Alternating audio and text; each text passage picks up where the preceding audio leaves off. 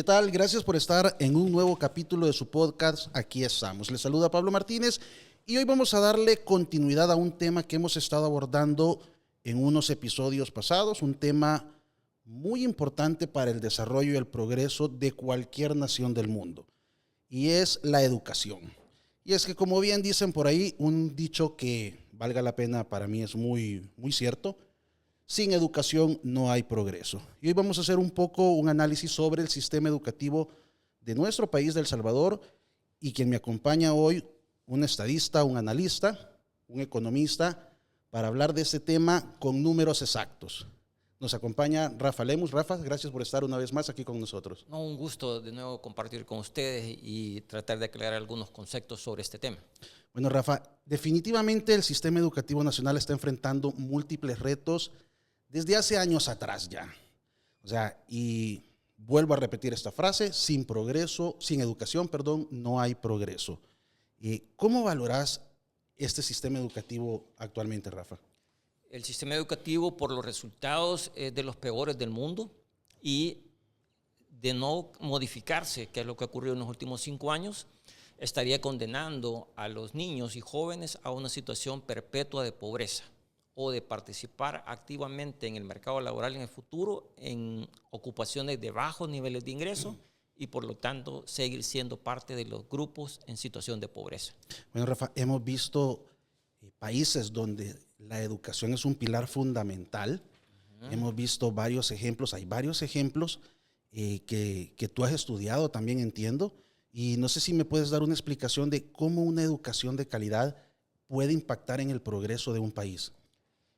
Lo que ocurre es que las naciones está cada vez más sostenido o evidenciado de que progresan combinando perfil de educación, o sea, la calidad de educación de su grupo de población y el uso de las tecnologías que les permite participar en procesos más complejos de generar valor. De tal forma que una sociedad que tenga bajo nivel de educación y bajo uso de tecnologías participa en procesos más simples, se genera menos valor y quedan condenados a situaciones de menos ingresos.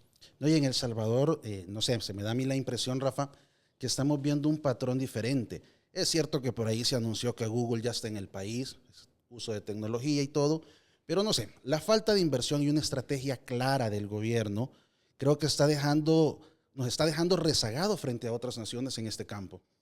Lo que ocurre es que el gobierno sí hay que reconocer que ha hecho algo y es comprar dispositivos electrónicos, ya sea tablet o computadora para los niños y jóvenes, pero es un esfuerzo insuficiente cuando no le da acceso al Internet.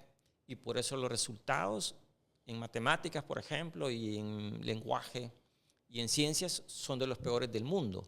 Y es porque no se ha hecho un esfuerzo integral de elevar la calidad, tocando todos los factores relevantes en el sistema educativo, que eso implica hacer esfuerzos en infraestructura, en la currícula, en las metodologías de los docentes, incentivos de los docentes, ayudar en los niños que están en situación de pobreza con alguna dotación de alimentos. Es decir, son muchos factores y entregar computadoras sin internet es básicamente una burla. Hombre, y ahí has tocado un tema, creo que es bastante medular en cualquier área, en cualquier ámbito, que es el tema del financiamiento. Es cierto, se ha invertido en comprar tecnología, computadoras, tablets para los niños que están en las escuelas públicas, pero el acceso a Internet es limitado. Además, tenemos también un déficit en la infraestructura de las escuelas. Se habían prometido arreglar 5,000 escuelas, de las cuales aún no se ha visto quizás ni el 2-3%. Entonces, ¿cómo se valora en este caso la inversión que tenés para el sistema educativo con este uso de las tecnologías? Sí, es que los contrastes de la realidad de nuestros niños y jóvenes es bastante complicado porque hay escuelas que no tienen un techo adecuado, no tienen paredes adecuadas, el piso, los pupitres, es decir, no tienen lo mínimo y los niños probablemente ya tienen una tablet, pero sin internet. Entonces, de esa manera tú no avanzas en educación y menos si la pedagogía, el material no está insertado en programas que ayuden a eso. Entonces, es bien importante hacer un esfuerzo más integral para elevar la calidad de educación como un sistema, no como mejorar una variable que es acceso a tecnología.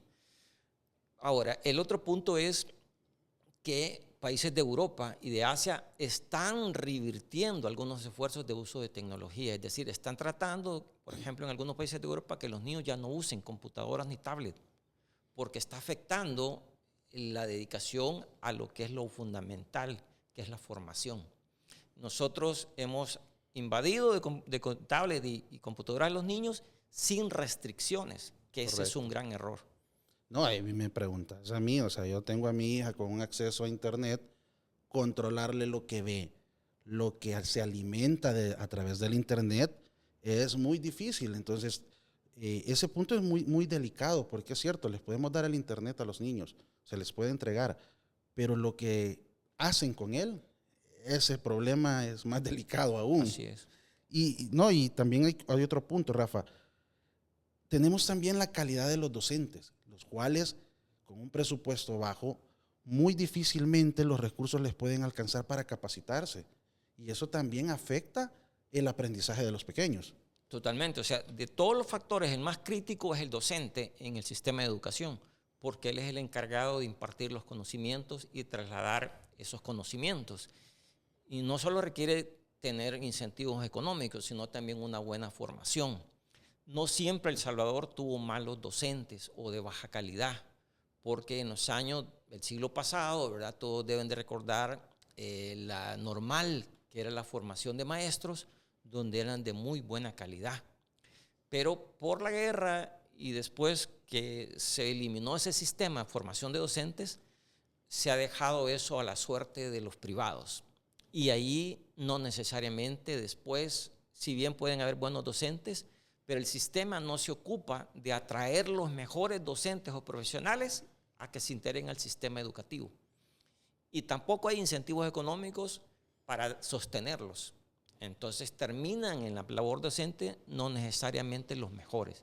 A diferencia de otros países que el modelo de educación tiene como una ancla atraer a los mejores profesionales que sean parte de los docentes. ¿No? Y también los retos que enfrentan los docentes que no se ven bien remunerados, como tú dices, no solo económicamente, o sea, y aquí vemos también que hay docentes a los cuales se les felicita porque es más vocación por enseñar a los niños, por tratar de dar un futuro a los pequeños, que hay profesores que caminan hasta 2, 3 horas por bosques, por charcos, cruzan ríos. Ese incentivo también les afecta a ellos y también baja la calidad con la que van a impartir su clase. Sí, totalmente. Ahí hay un problema porque son al menos 3 factores que están afectando a la situación de incentivos de los docentes. Uno es el nivel de salario, que es bajo, y 2, que entre su desempeño de 20, 30 años no logra aumentar lo suficiente. Entonces termina con salarios relativamente bajos comparativamente con otras labores. Y 2, el tener niveles de salarios bajos termina al final de su vida laboral con pensión mínima. Y eso crea un cuello de botella porque el docente no quiere abandonar su labor de docencia, porque en ese caso pasaría a pensión mínima, que es perder 50% de sus ingresos actuales o más. Y eso crea un cuello de botella que está forzando una restricción de movilidad y de incentivo. ¿No? Y si a eso, bueno, nos recordás cuánto es lo que se va a disminuir el presupuesto de educación para el próximo año. El presupuesto de educación va a tener una merma combinada entre plazas, un poquito más de 5,000 plazas, y además, como conjunto, va a disminuir un 7% el monto, pero la parte más crítica es el número de plazas. O sea que aquí estamos hablando, Rafa, de que aparte de que va a haber menos docentes, posiblemente también haya menos escuelas reconstruidas, menos escuelas construidas, o sea, es bajar el espacio educativo para los niños. Es que de una decisión política de reducir el presupuesto de educación, uno no puede esperar mejor suerte, porque ahí lo único que va a afectar es o a tocar la calidad o a tocar la capacidad de brindar servicios. Yo creo que van a afectar las dos cosas, para terminar ¿en qué? En un peor sistema de educación. Ya está mala la calidad, somos de los peores del mundo por los resultados, y con esto lo que nos esperaría es seguir ahí en la cola o peor.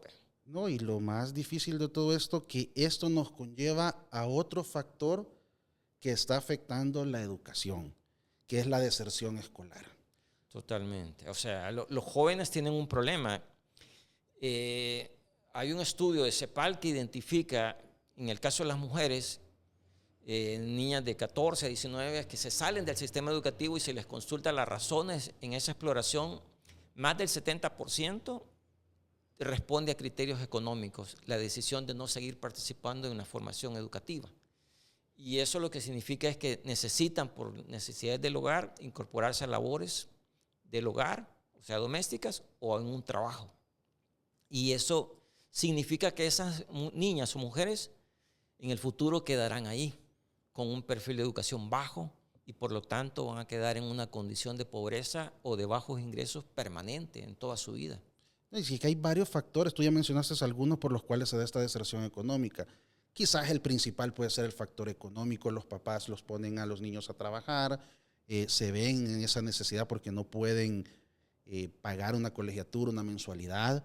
Entonces, todos estos factores también nos conllevan a que estos jóvenes, a que estos niños, ojalá y me equivoque, terminen haciendo delincuencia.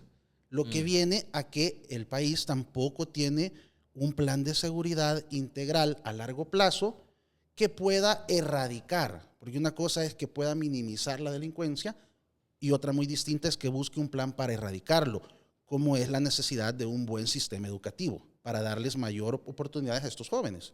Sí, totalmente. O sea, es bien delicado porque cuando uno compara las cifras de la cobertura de educación en primaria, anda cerca del 90%. Pero en bachillerato la cobertura, o sea, ese grupo de jóvenes entre 16 y 18 años, solamente un 30% sigue en el sistema educativo. Quiere decir que la deserción es bien alta y o se han ido a labores de trabajo o han migrado a los Estados Unidos o tres andan ya en economía informal. Y ese dato que tú estás dando ahorita, que son jóvenes entre los 16 y 18 años, los que muchas veces tienen una deserción escolar, si lo vemos desde este punto de vista de seguridad, es la edad en la que normalmente las pandillas reclutan a los niños, a los jóvenes. Entonces, si no tenemos un sistema de educación que permita que estos niños aprendan, crezcan y tengan una oportunidad de desarrollo, el problema de pandillas sigue creciendo.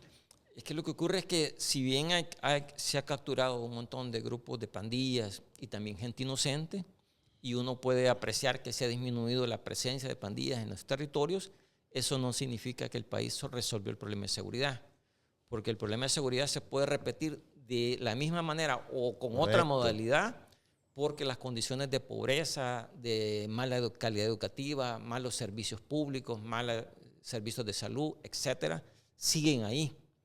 Y sobre todo, hay muchos hogares que están en situación de pobreza extrema, sin opciones. ¿Tú tienes esa estadística más o menos cuántos? Ya solamente el 70% se ocupa de labores del sector informal. Eso significa que está en situación de pobreza o pobreza extrema un grupo. Que esas familias por lo general andan teniendo 2, 3, hasta 4 hijos, Sí. Lo que dificulta aún más esta situación. Vaya, y para no ir muy lejos, por ejemplo, suponete una familia que uno de los miembros era pandillero y tenía hijos y los dejó de 12 años. Ya pasaron 3 años de ese problema. Quiere decir que el niño ya tiene 15 años. El siguiente año 16, y si no ha tenido buena educación, ¿qué estará haciendo ese joven? O sea, el país no ha resuelto el problema de seguridad. El país lo que está ahí es con un problema latente.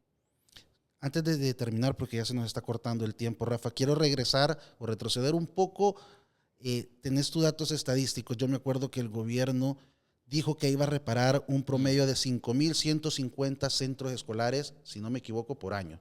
1,000 por año. 1,000 por año. O sea, en un quinquenio, alrededor de 5,000. Sí.